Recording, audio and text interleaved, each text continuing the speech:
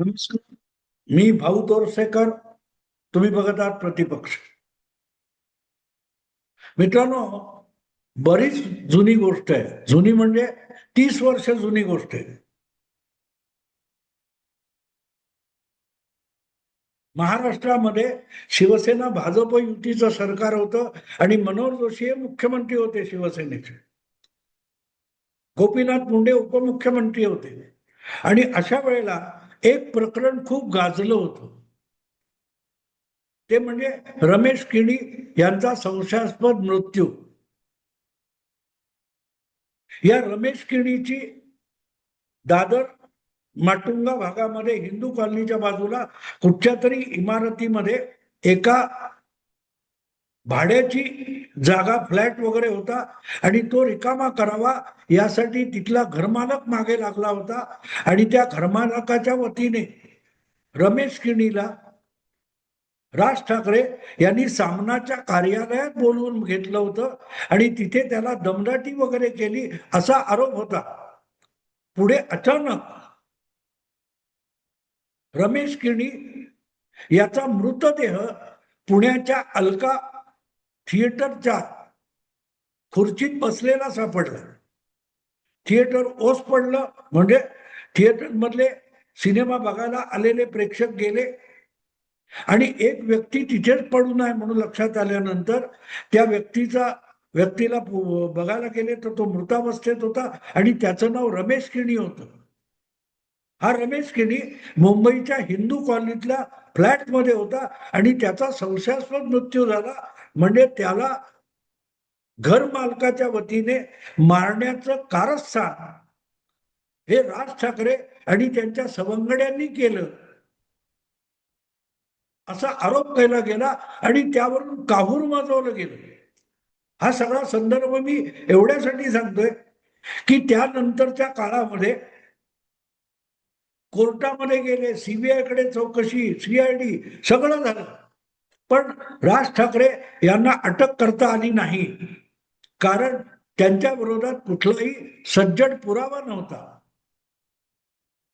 आज हयात नसलेल्या जनता पक्षाच्या नेत्या प्राध्यापिका पुष्पा भावे, निखिल वागळे, कपिल पाटील या सकट छगन भुजबळ असे सगळे लोक राज ठाकरे आणि शिवसेना पक्षाच्या मागे हात धुवून लागलेले होते.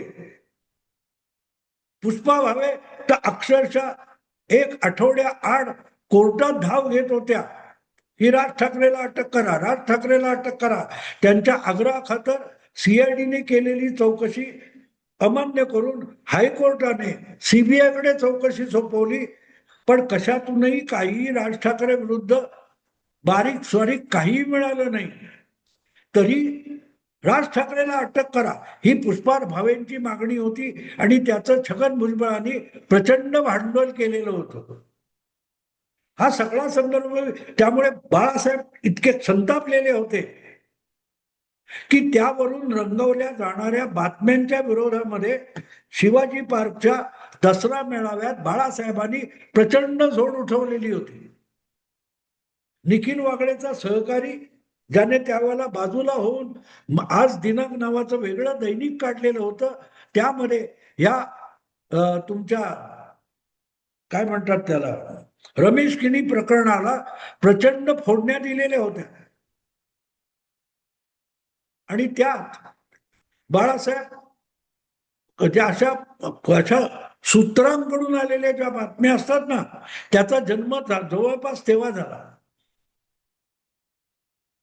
रमेश किणीच्या पोस्टमार्टेम मध्ये त्याच्या कवटीत मेंदू सापडला नाही अशी बातमी कपिल पाटीलने दिली होती आणि ती वाचून खवळलेले बाळासाहेब ठाकरे म्हणाले होते रमेश किणीच्या कवटीमध्ये मेंदू नव्हता तर कपिल पाटील बसला होता का, असं वक्तव्य बाळासाहेबांनी शिवाजी पार्कच्या दसरा मेळाव्यात केलेलं मला आठवतं.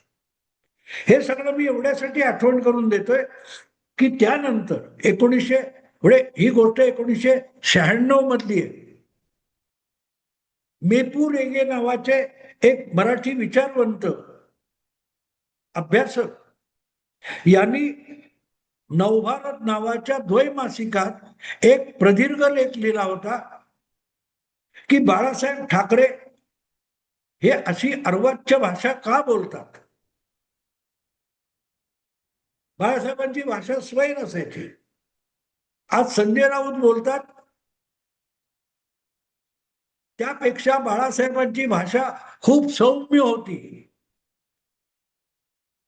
आणि काल परवा जे जंतर मंतरला आंदोलन झालं त्यामध्ये मुली बाळी ज्या भाषेत बोलत होत्या त्यापेक्षा बाळासाहेबांची भाषा अत्यंत सोज्वळ होती असं म्हणावं लागेल. असो, तर त्या निमित्ताने जो प्रदीर्घ लेख नवभारत या द्वैमासिकामध्ये मेपू रेगेंनी लिहिला होता तो नंतर पुढल्याच आठवड्यात महाराष्ट्र टाइम्स आणि वागळेचं महानगर दैनिक यामध्ये संपूर्णपणे छापून आला होता, पुनर्मुद्रित झाला होता.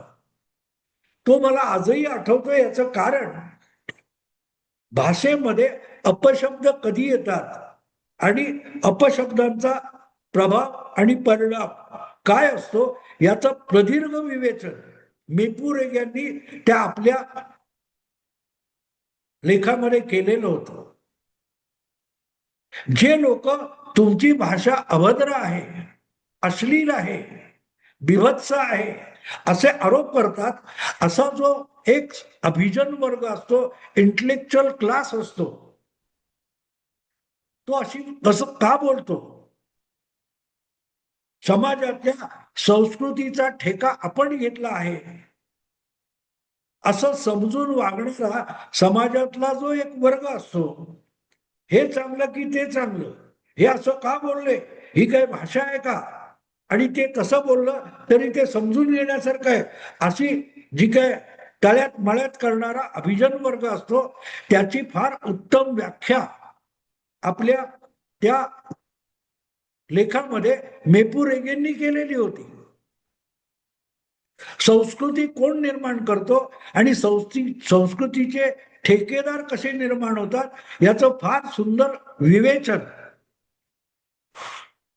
मेपू रेगेंच्या त्या लेखात आलेलं आहे. मला तर तो परिच्छेद हाताशी नाही, पण मी त्याचा गोषवारा तुम्हाला सांगू शकतो. मेपू रेगे त्या लेखामध्ये म्हणतात, त्या परिच्छेदामध्ये म्हणतात, समाजामध्ये जेव्हा एखादा अभिजन वर्ग असतो तो आपल्या परिघातल्या आणि आपल्या वर्तुळातल्या लोकांविषयी अतिरेकी सभ्यतेने वागत असतो. याचा अर्थ साध्या सरळ आपल्या भाषेमध्ये आपला तो बाब्या आणि दुसऱ्याचा तो कार्टा, ही जी म्हण आहे तीच मेपू रेग यांनी अत्यंत सोज्वळ भाषेत लिहिली होती की स्वतःला अभिजन म्हणवणारा जो वर्ग असतो, पांढरपेशा, बुद्धिजीवी वगैरे वगैरे असा जो वर्ग असतो तो आपल्या वर्तुळातल्या आणि परिघातल्या लोकांविषयी अतिरेकी सभ्यतेने वागतो. म्हणजे काय असतं, तर या वर्गातली एखादी मुलगी प्रेमात वगैरे पडली, कुठच्या पोराबरोबर फिरत असेल तर तिचं अफेअर आहे म्हणायचं, आणि त्यांच्या घरगड्याच्या घरातली मुलगी जर कोणाबरोबर प्रेमात पडून भरकटत असेल तर तिचं लफडं आहे म्हणायचं. उच्चभ्रूंच्या घरातली प्रेमाची प्रकरणं असतात त्याला अफेअर म्हटलं जातं, आणि खालच्या वर्गातल्या घरातली जी प्रेम प्रकरणं असतात त्याला लफडं म्हणायचं, झेंगट आहे म्हणायचं. याचं वर्णन भाषेमध्ये कसं येतं ते मेपू रेग यांनी सांगितले. या अभिजन वर्ग आपल्या वर्तुळातल्या आणि परिघातल्या लोकांविषयी अतिरेकी सभ्यतेने वागतो. म्हणजे गरिबाची मुलगी किंवा श्रीमंताची सुखवस्तूची मुलगी एकच काम करत असतात, पण त्याचं कौतुक करायचं आणि इकडे असं करायचं. म्हणजे तुमचा असेल तर तो लक्ष्मीनारायणाचा जोडा असतो, आणि गरिबाचा असेल तर सटवी आहे ना. सांगायचा हेतू मित्रांनो, तर ते मेपू रेगे त्यामध्ये म्हणतात की हे आपल्या माणसांची अतिरेकी सभ्यतेने वागतात. पण त्याच्या पुढचं वाक्य असं आहे मैपूनचं, की जेव्हा दुसरी बाजू म्हणून हाच अभिजन वर्ग आपल्या वर्तुळाच्या बाहेरच्या लोकांची अतिरेकी असभ्यतेने वागतो. कळलं मी काय म्हटलं ते? असभ्य कोण वागतोय? अभिजन वर्ग असभ्यतेने वागतो. तळागाळातला ज्याला असंस्कृत असभ्य म्हटलं जातं तो असभ्य वागतो असं मेपुरेगेंनी म्हटलेलं नाही. ते म्हणतात की अभिजन वर्ग आपल्या वर्तुळातल्या लोकांची अतिरेकी सभ्यतेने वागतो, म्हणजे त्यांची पाप झाकतो. पण वर्तुळा बाहेरच्या लोकांच्या विरोधात अतिरेकी असभ्यतेने वागतो, म्हणजे त्याच्यावर बिनधास्त खोटे नाटे आरोप करतो. आहे की नाही गंमत? तेव्हा राहुल गांधीच्या मूर्खपणावर पांघरून घालणारे बुद्धिजीवी आपल्याकडे आहेत, संपादक आहेत, पण मोदींच्या नसलेल्या चुका काढून त्यावर अग्रलेखातून झोड उठवणारे बुद्धिजीवी आपल्याकडे आहेत. तेव्हा हा जो फरक पडतो तो समजून घेण्यासारखा आहे. पण त्याच्या पलीकडे जाऊन मेपुरेगे म्हणतात की ह्या ज्या शिव्याशाप असतात, हे शिव्याशाप येतात कुठून? तर आज हा अभिजन वर्ग ज्याला असभ्य अश्लील म्हणत असतो, तो कालांतराने समाजाच्या या घटकांमध्ये जी दुरावा आलेला असतो त्यामध्ये साम्य साधर्म्य साधण्यासाठी कालपर्यंत नाकारल्या गेलेल्या गोष्टी आणि शब्द यांचा स्वीकार करत असतो. इथे एक गोष्ट लक्षात घेण्यासारखी मित्रांनो, मेपुरेगे असं अजिबात सांगत नाहीये की सभ्य अभिजन वर्ग संस्कृती निर्माण करतो असं सांगत नाही. ते म्हणतात की अभिजन वर्ग ज्याला असभ्य आणि अश्लील म्हणतो आणि म्हणूनच ज्याला गैरलागू शब्द म्हणतो, गैरलागू वर्तन म्हणतो, ते हळूहळू करत सभ्य लोक स्वीकारतात.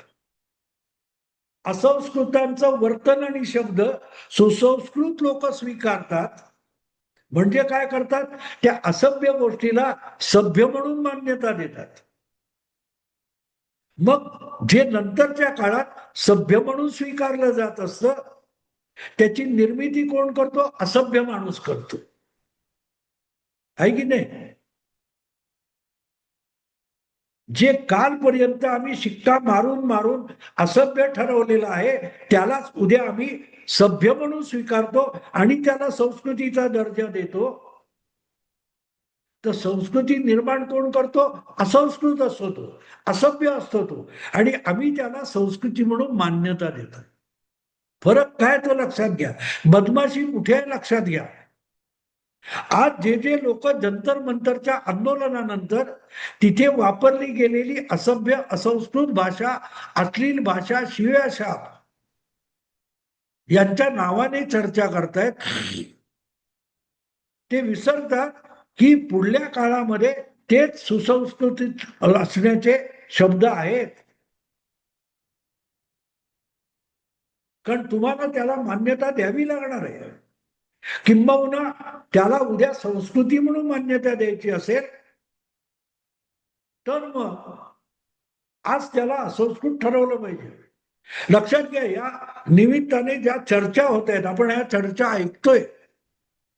आंदोलन संपल्यानंतर तिथे ज्या ज्या मुलीने गलिच्छ शब्द जे म्हटले जातात, शिव्याशाप म्हटले जातात, अशा प्रकारचे शब्द भाषा राजरोसपणे वापरली, त्याचे पोस्टर्स वापरले, त्याचं उच्चारण केलं, त्याची जी चर्चा चालू आहे आणि त्यातल्या अनेक मुली आता आपल्यावर FIR वगैरे होतोय किंवा होऊ नये म्हणून जाहीररित्या माफी मागणारे व्हिडिओ पण टाकतायत. तर ते शब्द आले कुठून याचाही विचार केला पाहिजे. आले कुठून?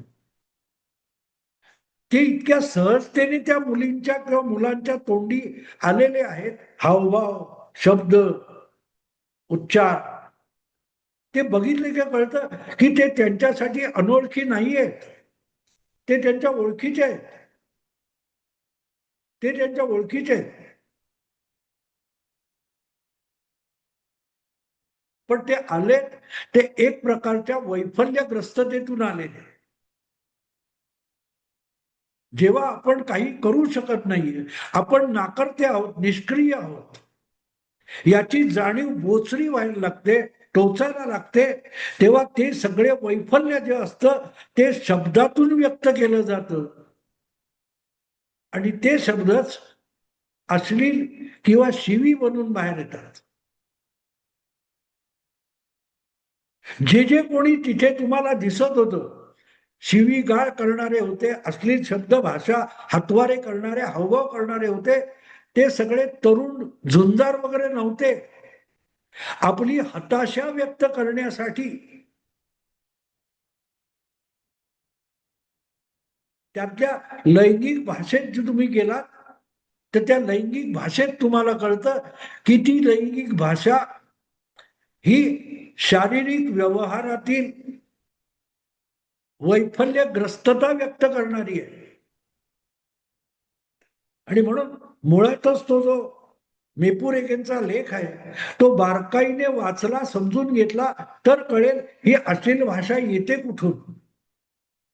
तर ती नाकर्तेपणातून येते, नपुसकत्वातून येते. आपण नपुसक आहोत हे आहोत हे आपल्याला जाणवतं, आणि ते कबूल करायची लाज वाटली की ते झाकण्यासाठी जोर जोराने आपल्या पुरुषार्थाचा देखावा निर्माण केला जातो, त्यातूनही अश्लीलता येत असते. म्हणून मी त्याला अनेकदा इंटलेक्च्युअल पोर्नोग्राफी म्हणतो. गलित गात्र झालेल्या शरीराची मंडळी जेव्हा लैंगिक मानसिकतेतून बाहेर पडत नाहीत, ते अधिकाधिक अशा पोर्नोग्राफीकडे वळतात, किंवा ज्यांच्या भावना, जाणीवा आणि शारीरिक जाण तेवढी प्रगल्भ झालेली नाही, समजूतदार झालेली नाही, अशी मंडळी पोर्नोग्राफीकडे देतात. आणि त्यातून ह्या आंदोलनामध्ये जो आपण उद्रेक बघितला, तो नेमका त्या शारीरिक लैंगिक वैफल्यग्रस्ततेचा उद्रेक होता.